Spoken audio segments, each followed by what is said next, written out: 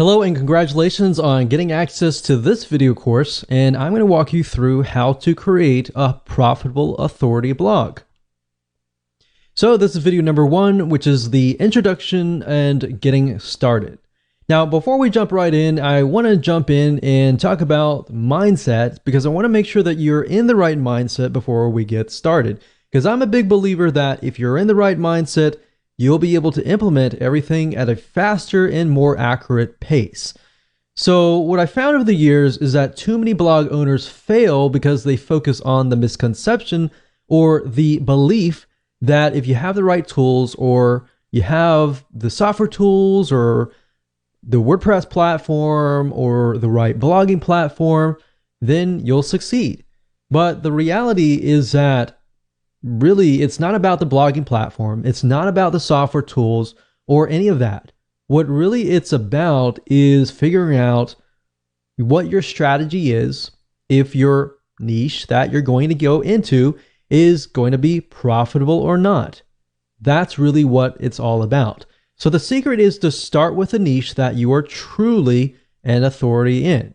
So this video course is all about that, how to find your niche, but how to make sure that you're in fact the authority.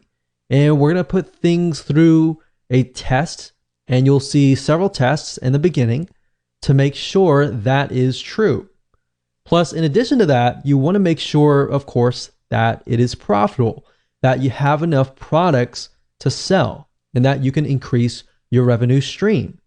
So what I want to do now is give you a quick overview of what's inside this video course.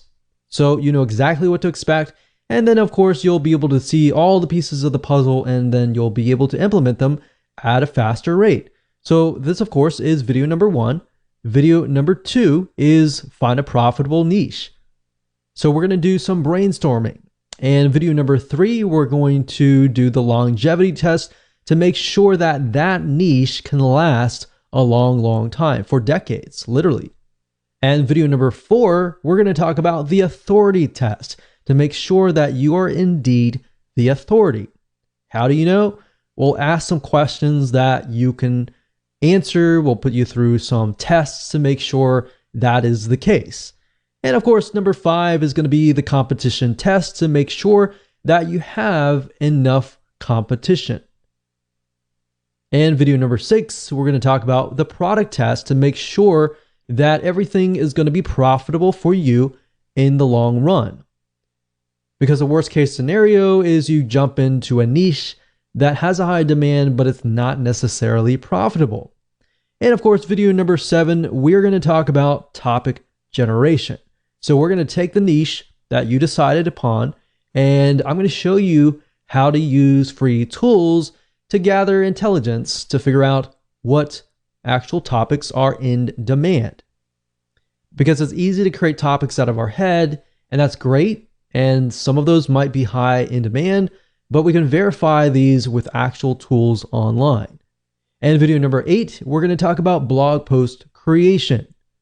Video number 9, we're then going to talk about blogging platforms. So if you notice, a lot of videos 1 through 8 is all about strategy, planning, getting it right. And once you do that, then you can move on to setting up your blog. Then you can think about the software tools and all of that. All right. So with that said, let's move on to video number 2. Welcome back. This is video number 2, and we're going to talk about how you can find a profitable niche that you are an authority around. And as we're thinking about that, I want to ask you a question, which is, what are you interested in? What are you passionate in? And I want you to keep that question in your mind. And the reason being is because I want to address an issue. And the issue is that many people tend to choose niches based on profitability. And that's the wrong way.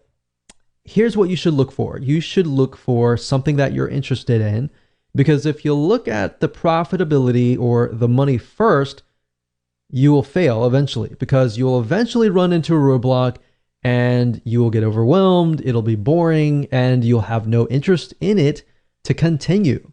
And another thing is you won't look like you really know what you're talking about. So start with your passion. And the great thing about that is that people will trust you. They will begin to see that you're passionate about it. Have you ever been to maybe a blog or a webinar or something of other, and you have noticed that the speaker is not passionate whatsoever? They just feel like they're there because they're there. Does that really make you want to trust them? If they are not really passionate, that you can tell that they don't really know what they're talking about, but they're just trying to get by. That probably turns you off, right? Well, same goes here. You don't want to portray that in any way. What I'm trying to get here is that you want to portray yourself as the expert. And to do that, you need to be passionate about the niche. So over time, like I said, things will get boring and you will lose sight. And once you've lost sight, that is the beginning of failure. So what I'm trying to do is I'm trying to set you up for success.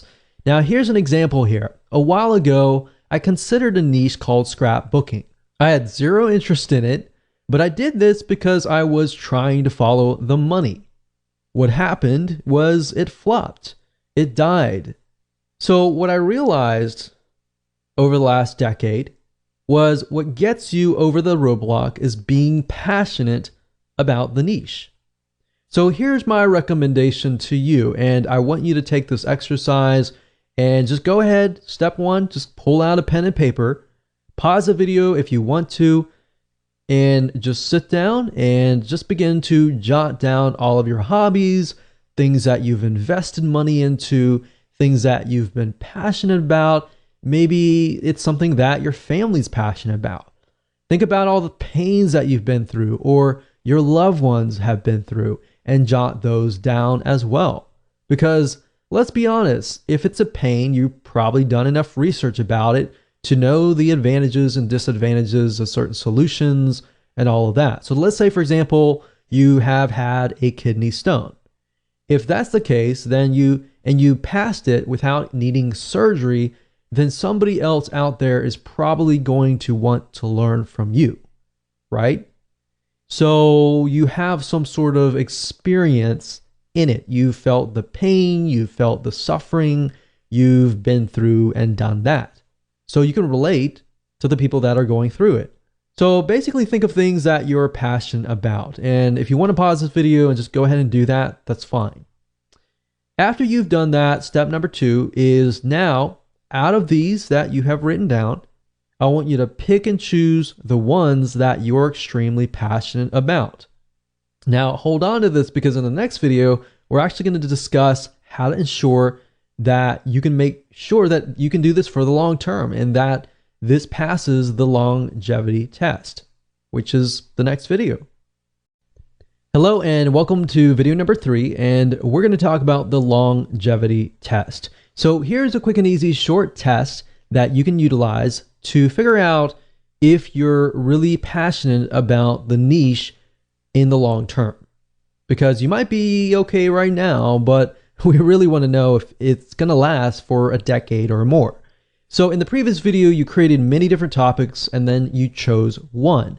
Now, the fact that you're passionate about this topic means that you're more likely to succeed in the long term, but we want to make sure that is the case. So here's what I want you to do. I want you to get a timer, whether it's your phone, whether it's your watch. From this topic, what I want you to do is try to jot down at least 10 to 15 different but very specific topics around this one topic. So in other words, let's do half an hour. And let's see how fast you can create specific topics around this niche. So say, for example, let's take the example of kidney stones. We can think about with kidney stones, there can be dieting. For example, certain foods create kidney stones, and certain things, certain supplements can actually help pass the stone without surgery.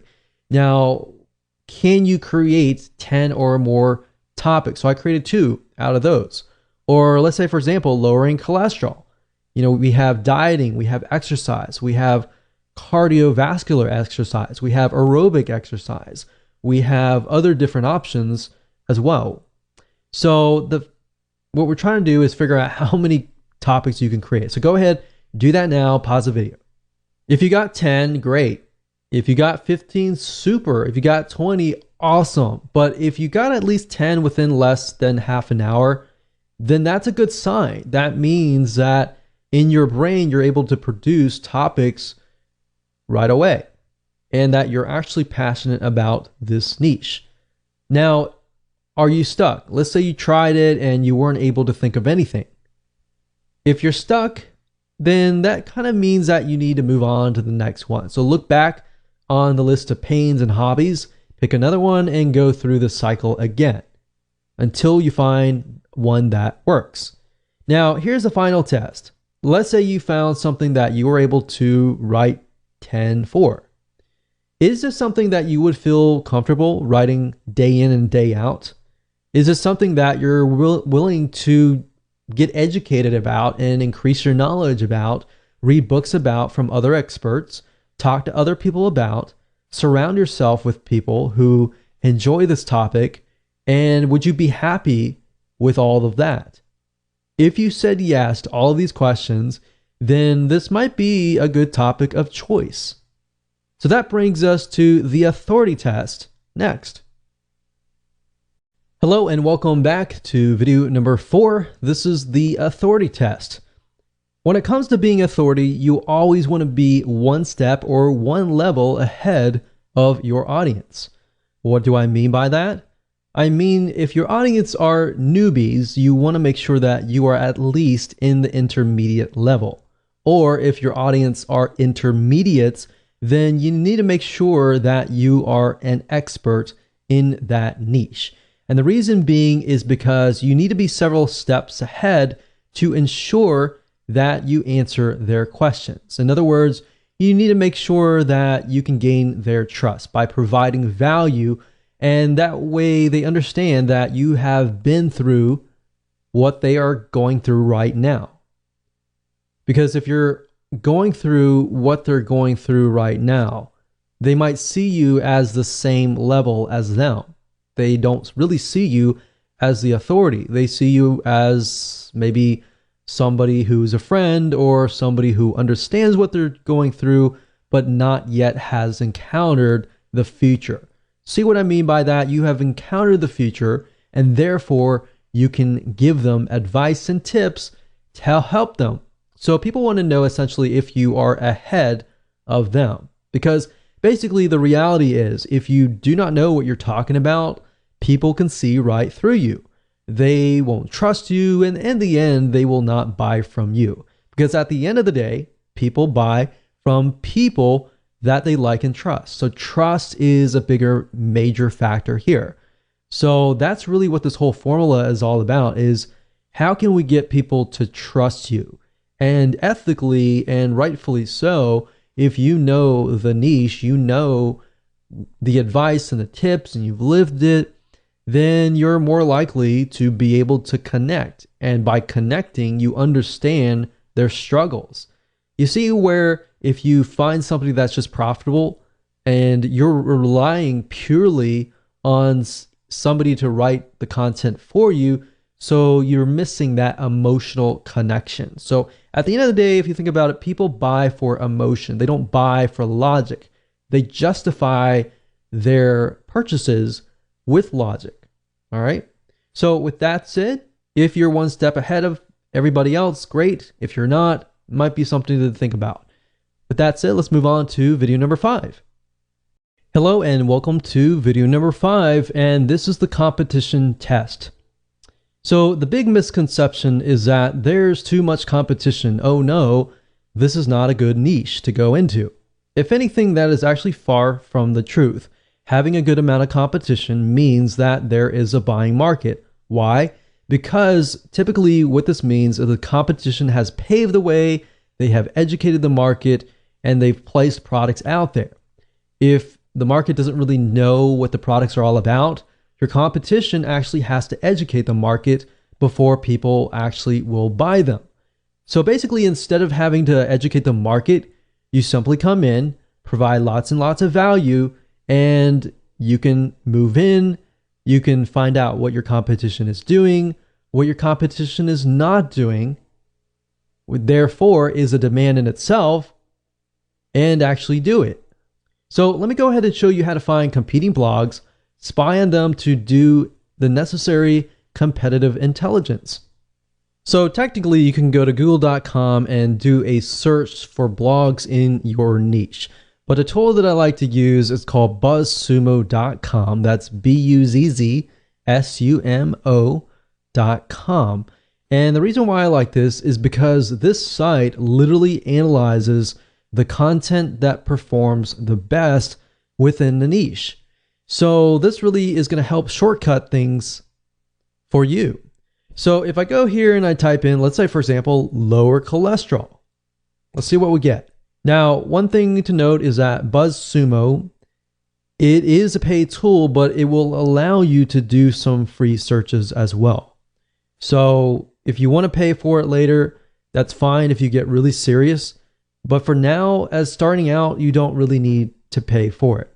So if I type this in, you can see these are some blogs or websites that are actually getting a lot of engagement.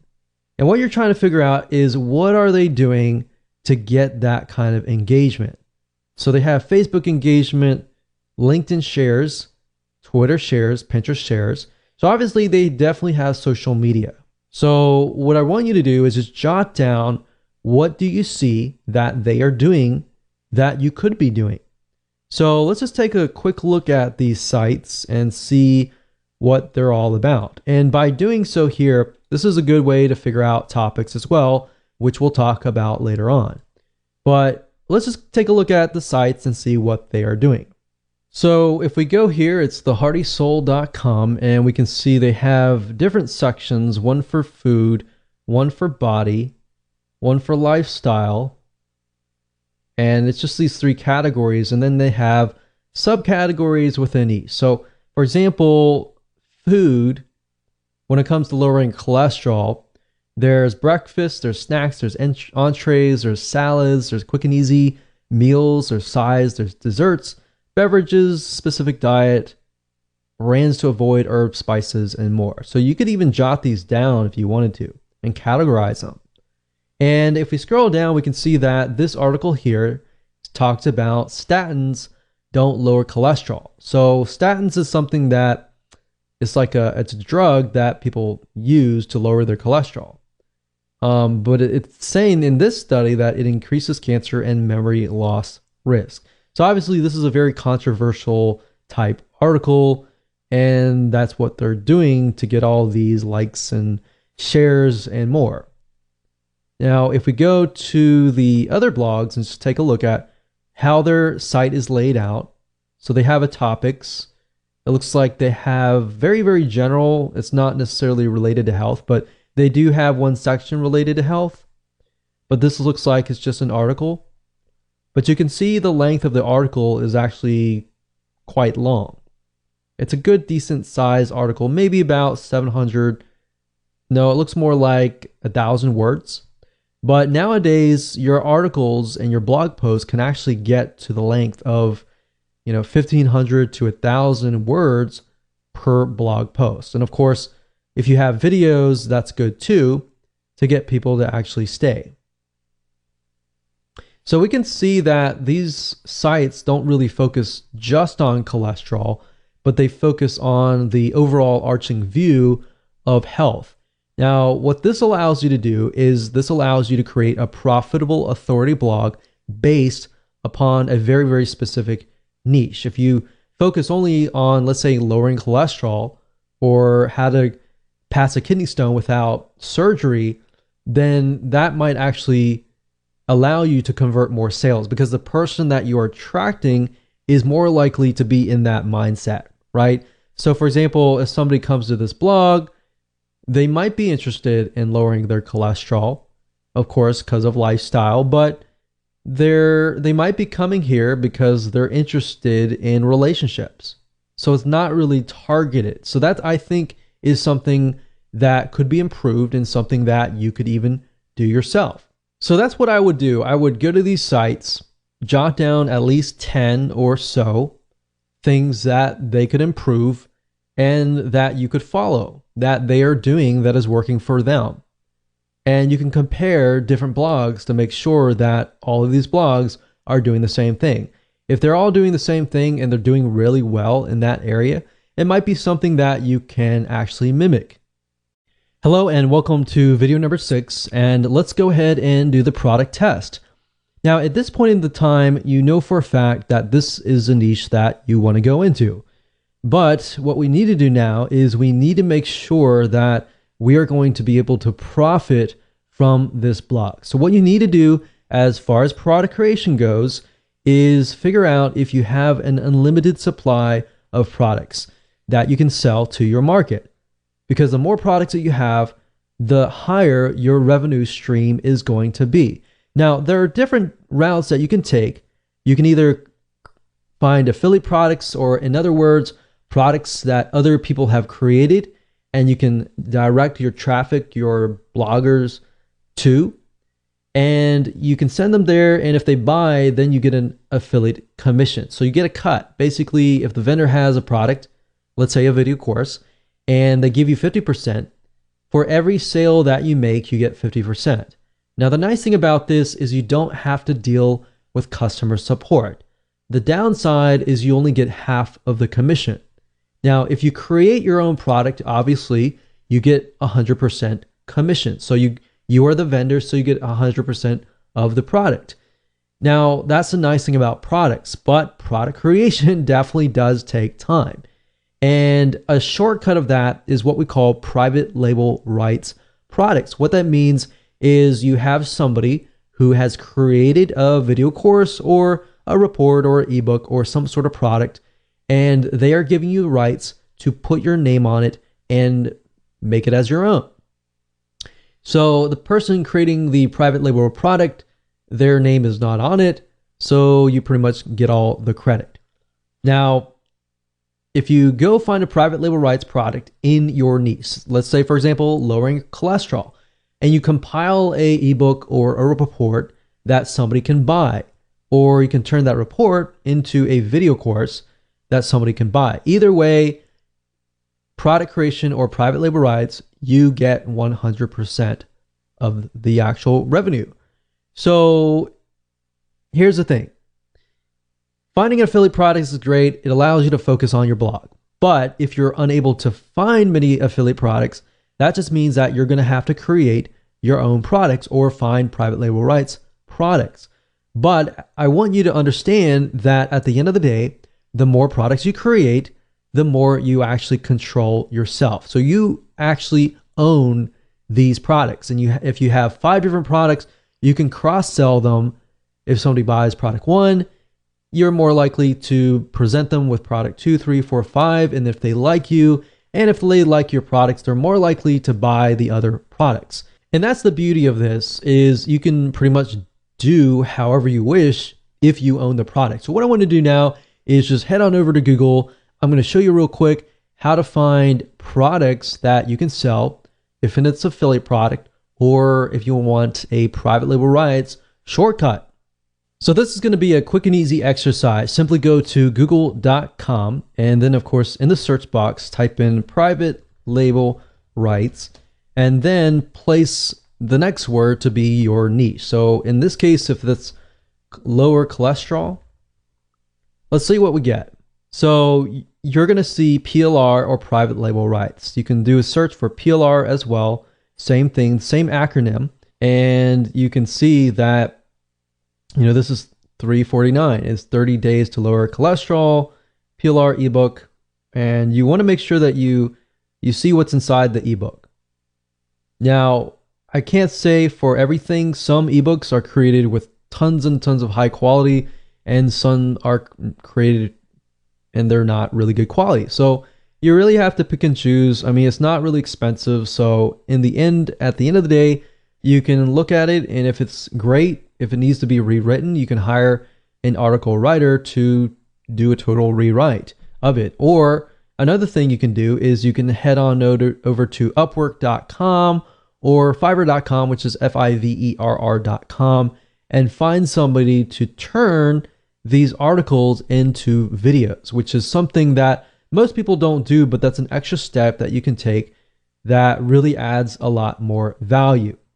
Now, aside from private label rights, finding affiliate products or products that have vendors who have created a product that you can promote to get an affiliate commission, you go to clickbank.com and you click on their affiliate marketplace and you type in a keyword here. So let's say cholesterol and see what we get. So out of this, we can see there's 122 products, which is a good thing. That means that we have enough products that we could potentially sell.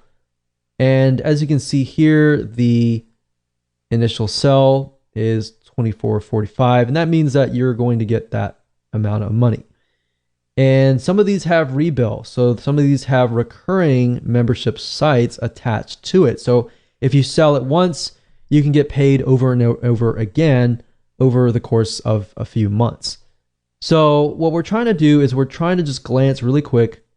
You don't have to buy anything right now, just kind of get an idea, is there actually affiliate products out there that we can sell and promote and get a commission?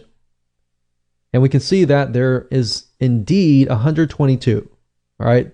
So another thing you can do is you can go to Google and we can say lower cholesterol or just cholesterol affiliate program and see what kind of affiliate programs are out there for products that are helping people lower cholesterol. And you would simply go here, you would take a look at it. You could contact the vendor to get more information or even get private access or complimentary access to the actual product to test it out to make sure that it is good for your list. So over time, if you build a list of, let's say 500 people or 1,000 people, over time you have more leverage the bigger your list is, or the more interactive your actual list is. So lists can be email lists, it can be Facebook likes, it could be Twitter followers, and more. But this just gives you an idea about what is actually out there and if you have enough products to sell on your blog for the future. Hello and welcome back. This is video number 7 and we are going to talk about topic generation. So it's time to go one step further and figure out a larger list of topics. Now, we obviously have a list that we created earlier, but we want to make sure that we verify that they are truly in demand. And that is something that people are asking for out on the internet. So how do you go about verifying this? Let me go ahead and show you. So there are several tools that you can use that don't cost you any money to try to figure out topics that are in demand, that people are searching for. And the two sites are Google and SEMrush. Now, SEMrush does cost money, but at the same time, they do allow a free search, which gives you a limited amount of topics. And as you can see here, I went to SEMrush, that's SEMrush.com. And the keyword overview, as you can see here, I typed in lower cholesterol. So kind of following the topics that we've been talking about earlier. And as you can see here, you can choose countries, but I would advise just choose one country. And as you can see here, we scroll down, we can see phrase matched keywords. So as far as lower cholesterol goes, we can see here how to lower cholesterol. We can see the CPC, or what advertisers are willing to spend. And that's a good sign. If they're willing to spend money on a specific keyword, that means there is demand. As you can see here, foods that lower cholesterol lowering foods. So there's a lot about foods. You can see that there are other keywords as well. There's ad copies, there's organic search results. You can also use BuzzSumo as well to generate topics. And in addition to this, if we head on over back to google.com, up at the top here, if you put in the address bar a keyword, let's say, for example, lower cholesterol, you'll notice that as I begin to type things out, Google will actually try to complete your sentence with lower cholesterol diet, lower cholesterol fast, foods, exercise, and recipes.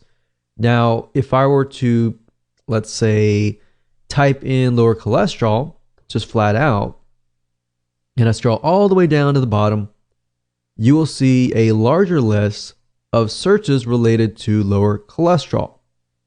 Now, what this allows you to do is it allows you to see the high demand searches. In other words, Google's not going to show keywords up at the top unless people are actually searching for them.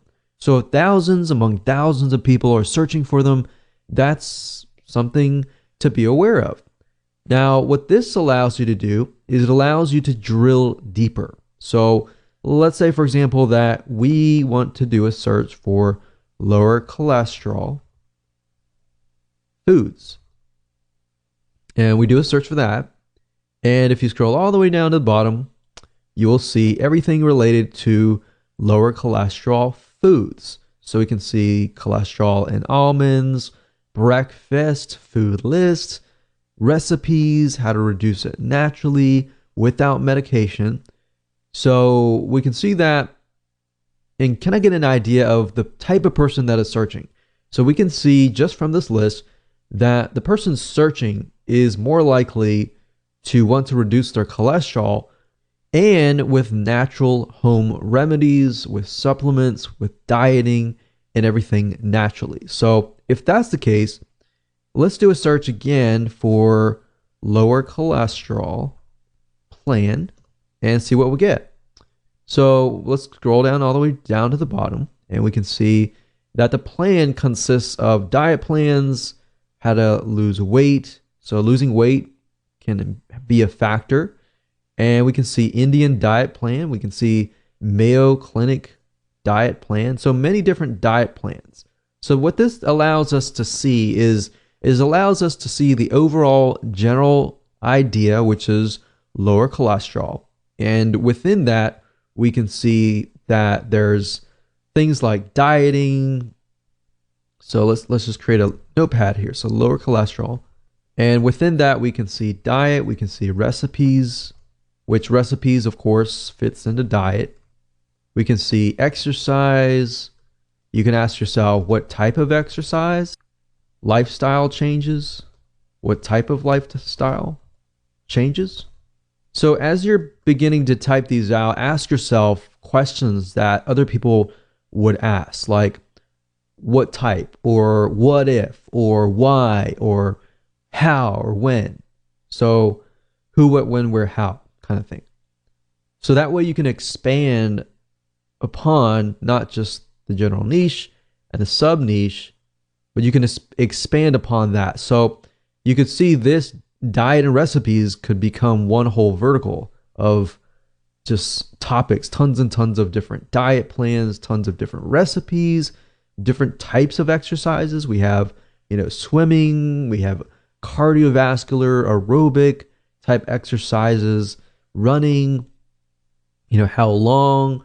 And as you can see here, you can really dig deeper and deeper and deeper. So I would say just using Google itself allows you to really dig deeper, but utilizing other tools like SEMrush or BuzzSumo, or even going after the paid versions of these apps and digging up actual data that says, okay, this keyword is getting a $3 CPC, which means for every click somebody gets, they're actually paying about $3 cost per click. All right. So that's basically all you need to do right now is just do a little brainstorming, do a little researching, and create a list of topics that Google has proven to you that it is in demand. All right. So with that said, let's move on to the next video. Hello and welcome to video number 8. And let's talk about blog creation. How do you go about creating the blog posts now that you have a list of different topics that you might want to create? Should you use videos, or should you use articles, or how long should they be? Now, if you took a look at the BuzzSumo examples in the previous videos, you notice that the articles were pretty long. They were about 1,000 to about 1,500 words for an article. And that's pretty much standard nowadays. But if you can get to a point where it's like 2,000 articles and you have a video, that actually will keep the retention rate of somebody who lands on your blog. So that's the recommended thing to do, is to create an article, and you can outsource this if you want, but I would recommend you actually try to create the blog outline yourself, because if you're passionate about it, it's going to be easier. And one little tip that I have to say to speed up the process is be using something like your iPhone. So like an iPhone, it has something called Siri, and Siri allows you to voice your thoughts on your notepad, and you're able to create an article at a really, really fast rate. Now, obviously, grammatically, everything might be incorrect, but what you can do is you can do that on your iPhone or your smartphone, or even Dragon Naturally Speaking, to create the article, and then you can send it to a proofreader. I create the articles and then I send it to the proofreader, because that allows me to be creative, that allows me to just push it all out, and then it allows somebody else to do the grammatical checking and the spelling and all of that to make sure that it actually flows. Now, once you're done with that, what you can do next is you can head on over to places like Fiverr.com, Fiverr.com, and you can hire people to actually read your article and get them to turn it into a video. So essentially what you're doing is the video is the same as the article. And what you can do is you can add images, and that way you appeal to the visual audiences, the kinesthetic, and the auditory learners. There's 3 types of people and 3 different types of learning. So that's what I recommend to you. Now, as far as what the blog post should be about, well, I'm going to show you what we call the backward blog creation strategy. And I'm actually going to take an example. I'm going to show you how to write the article, or at least outline it to the point that you can do it all in less than 5 minutes. All right, so let me go ahead and show you that right now. Okay, so the reason why I call this the backward blog post strategy is because what we're doing is we're moving backwards, if that makes sense. And it'll make more sense once we dive right in. But as you can see here, what you're trying to do is you're trying to find an already proven blog post. We're not plagiarizing, we're not copying anything, and just want to get that out of the way. But what we're trying to do is we're looking at what is proven and extracting from that and making it more specific, making it more unique, and making it better, essentially. So we find that proven blog post, and then what we do is we can break it up. So this one proven blog post could essentially become 10 or 15 or 20 even smaller blog posts that are actually more specific. So let me show you this in action. This is super, super easy to do. We're not plagiarizing by any means, so I just want to make sure we understand that and that is clear. So let's move on and let's talk about lowering cholesterol again. So lower cholesterol foods. You notice that in the previous search that we noticed that a lot of foods, a lot of natural remedies. So let's kind of focus on that because that seems to be what people are searching for. So let's just type in lower cholesterol foods and see what we get. So if we scroll down, we can see top 12 foods that lower cholesterol. And you'll notice this, a lot of articles are moving more towards 12 things or top 10 things that lower your cholesterol, or top 10 different types of cardiovascular exercises that allow you to lower your cholesterol, or even top 10 foods that you can still eat that are tasty that can lower your cholesterol. So let's just click through here. We'll click this one here and let's just start from there. So as you can see here, it says 12 foods that lower cholesterol naturally. Now, if we take a look here, we can see that it lists different types of foods. So different categories of foods like oats, we have red wine, we have salmon and fish, we have nuts. Now, we can see that while this is great and all, we can go more specific. So the question is, how do you go more specific? Because obviously the more specific it is, the more interesting it is sometimes, but at the same time, a lot of times it'll actually boost your authority simply because people feel like, okay, you've actually focused in on very, very specific details. So instead of saying like the top 12 different foods that lower cholesterol, what you can do here is say, for example, fish. You can say the top 10 fish that actually lower your cholesterol, or top 5 fish that lower your cholesterol, top 5 types of nuts. Because as you can see here, there are many different types of nuts. There's our pistachios, for example, that can help lower cholesterol. And there are many other types like almonds that can help as well. So try to go through here and just break it down. So let's just go here and we can see here that it's talking about nuts, oats, red wine, salmon or fish, nuts, and let's scroll down and see what else. So we can see teas, we have beans, we have chocolate, we have margarine, and we have garlic and olive oil. So there are actually other olive oils or types of oils that can lower cholesterol. So we can do oils, and let's just start with that. So obviously oats are oats. Red wine, there might be different types of red wine. So maybe we could do top 5 types of red wine, or top types of fish, top 5 types of nuts, and top 5 types of oil that lower your cholesterol. Now, indirectly, what you're doing here is, even though it is very, very specific, you're actually helping Google figure out what your site is all about. So there we go. From this one article, we were able to create 4 different articles. And because it's all very consistent, all we have to do now is we can go back to Google and type in, let's say, top beans to lower cholesterol. So right off the bat, you can see eating a cup of beans can lower your cholesterol as much as 10%. So we have navy beans, kidney beans, pinto beans, black beans, and chickpeas. That's already 3, 4, 5. So there you go. So you can easily find other articles out there that are based on these articles. So you can hire an article writer. Of course, there are many different places that you can go to hire article writers.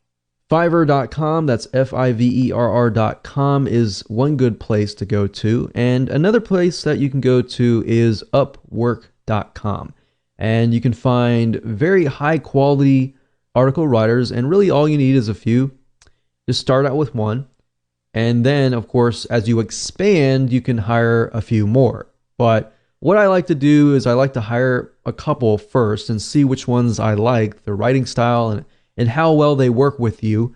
And then you can outsource it. Or you can either do it yourself and very, very easily do it because you have it. It's more specific. The more specific it is, the easier it is to write. So for example, going back to nuts, we have number 1, pinto beans. Number 2, navy beans. Number 3, 4, 5. So all we need is 3 more, which we have those. So kidney beans, chickpeas, and butter beans. So all you have to do is simply hand this to an article writer and say, hey, I want you to write an article on the top 5 types of nuts that lower your cholesterol. And I want you to cover the what and the whys. So basically, this is how it goes. As far as writing a blog post, to make sure that they convert, you always want to cover the what and the whys. You can cover the whens, that's fine, but you don't really want to cover the how. The how is the solution. So the solution is a how, and that essentially is what you are trying to get somebody to buy your product, is the how. So you get people interested in lowering their cholesterol. They learn about the what's and whys, and now they need to learn how to do that. All right. So that's how to create a high converting blog post at a very, very fast pace. Welcome to video number 9, and we're going to talk about blogging platforms. So congratulations, you've reached the end of this video course, and now it's time to talk about blogging platforms. We're going to talk about two things, WordPress or Blogger. And the reason why I want to talk about Blogger is because I know many of you might have the temptation to use Blogger, and Blogger is great. And you can use both, but I recommend the WordPress being your actual blog. And of course, if you want to use Blogger, you can use it to kind of bump the rank up of your WordPress site. So let me explain. Blogger is owned by Google. It's also known as blogspot.com or blogger.com. If you go to either or site, you will go to the same site. This is owned by Google, and it is able to rank super fast. In fact, you'll notice that many self-made authority figures in different niches like you are using blogger.com. And if you notice, they rank really, really fast in the internet. Now, here's the downside of Blogger or blogspot.com is you don't own it. So this means if you get banned for whatever reason, you lose your asset, right? Now, that's where WordPress comes in. Ultimately, you need to have your own asset, especially if you're building a business surrounding this. This is a serious thing. So that's why we recommend WordPress. And you need to buy your own domain. You need to buy your own web hosting. And usually, typically, most web hosting companies have WordPress. So you can simply log into the panel or even ask them to install it for you, and they will install it, and you're good to go. So I'm going to explain a little bit more depth about WordPress. How do you find a domain? How do you go about finding web hosting? What web hosting companies we recommend? And how do you create your blog? How do you find themes? And we'll cover all of that in just a second. Okay, so in order for you to get this to work, you need to have a domain name because you need to have your own brand, essentially. So what you need to do is you need to head on over to a site called Namecheap.com. And what Namecheap is a domain registrar, which is where you can buy your domains.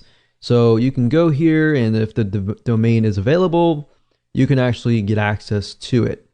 So if we say something like lower cholesterol, and I'm pretty sure lower cholesterol is taken, but we'll just do 1, 2, 3, 4, 5, 6.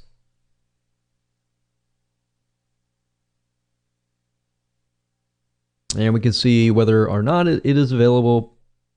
And I'm pretty sure it is just because put some numbers in it, but I don't recommend you do that. I just recommend you find whatever domain that is great for you, and then of course add it to your cart, buy it, and you're good to go. So you pretty much have completed the domain part. Now you have to get web hosting. So essentially the way it works is this.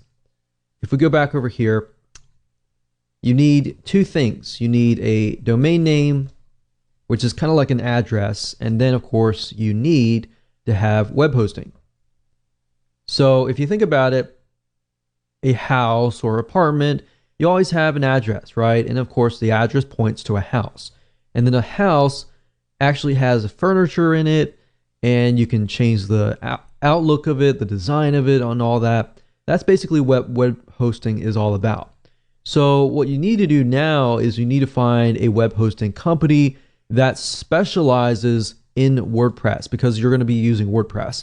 Now, just keep in mind that WordPress is a very intensive type software. So as you grow your WordPress site, it utilizes a lot of RAM, a lot of server processing speed as it grows.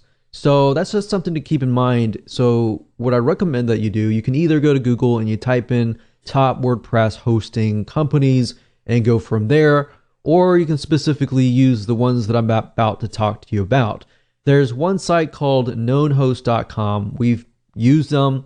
They have one of the best customer supports as of now, and they're very, very fast. The one good thing about web hosting companies is, as far as trying to figure out whether or not they are good or not, is to figure out how fast their support really is. if you email them, and you might want to test it out, if you contact them and they take hours and hours to get back to you, move on to the next place, because that's a good sign to figure out whether or not, that's a good hosting company. But we've tested this particular host and we found that they're really good. So what you want to do is you can head on over to here, and what you're looking for with WordPress type web hosting is SSD. So any type of SSD is going to be really fast. So you can pick the $25 per month plan, for example, and this is going to be reliable because this is a reliable host. You always want to choose a reliable host. The next host that's good for web hosting for WordPress is a2hosting.com. And if you go here, you look for the cloud hosting, or you can look for the shared hosting. So if you click on cloud hosting, you can go through and purchase whatever you need. Typically what you can do is you can start out with the very basic plan, and then of course move up from there. So as you can see, A2 hosting uses SSD, which is what you want. If you see any hosting that is using something like HDD, which is a regular hard drive, then you might want to pass. So for example, there are a lot of web hosting companies out there. HostGator also provides WordPress hosting. I cannot recommend HostGator. Have not really had the greatest experience with them. But KnownHost.com is a great web hosting company that we have tested, and it has been tried and true. So once you've gotten your domain and your web hosting, the web hosting company will provide you with information on how to connect the two. So they will provide you with that, and if you have any problems with that, you can talk to them about that. So basically, I can tell you for a fact, KnownHost utilizes what we call cPanel. So they're going to give you access to a cPanel, which then you can log in, and of course, they will give you access to what we call Softaculous. So what you do is you click on WordPress here,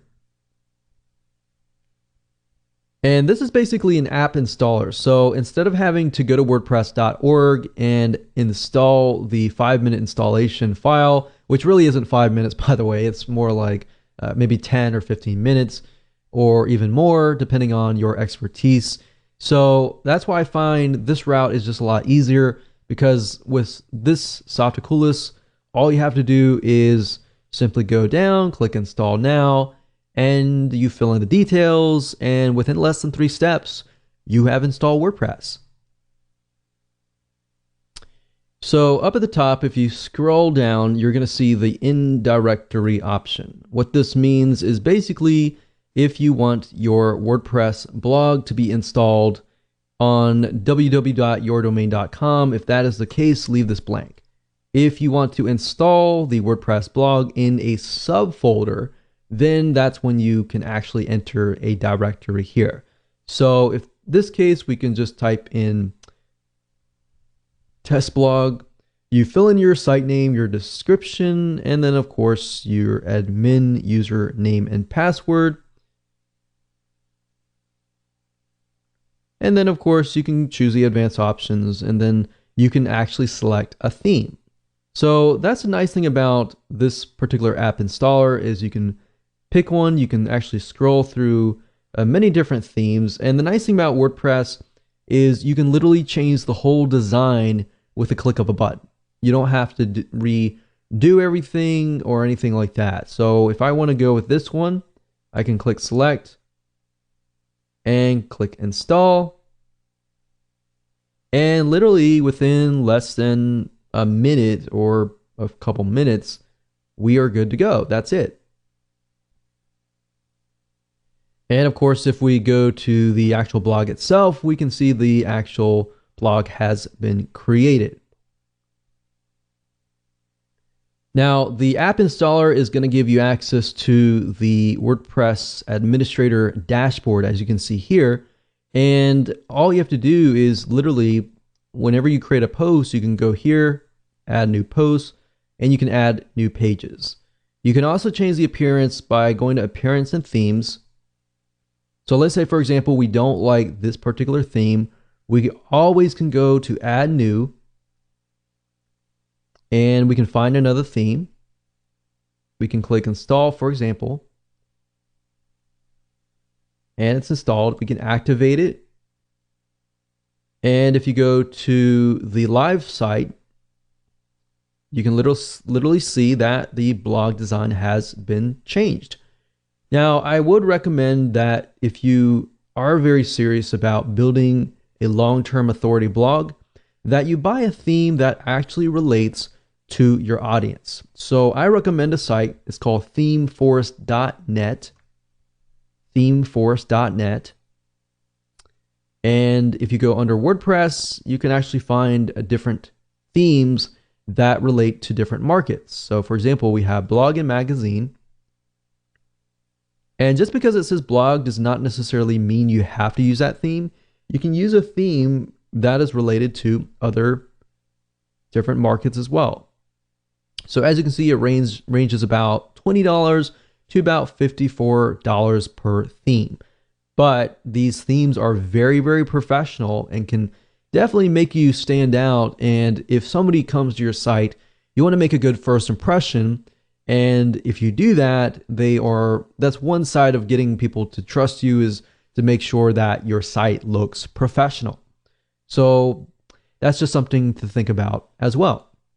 So I'm not going to go into too much depth about how to use WordPress. That's a different course for a different day. There's many different types of video courses out there that will teach you how to utilize WordPress, how to manage the site, and all that. But best of all, WordPress is great because it's very newbie friendly. And once you understand how to use it, it's very, very fast and efficient to create posts, to create pages, to add images, and all of that.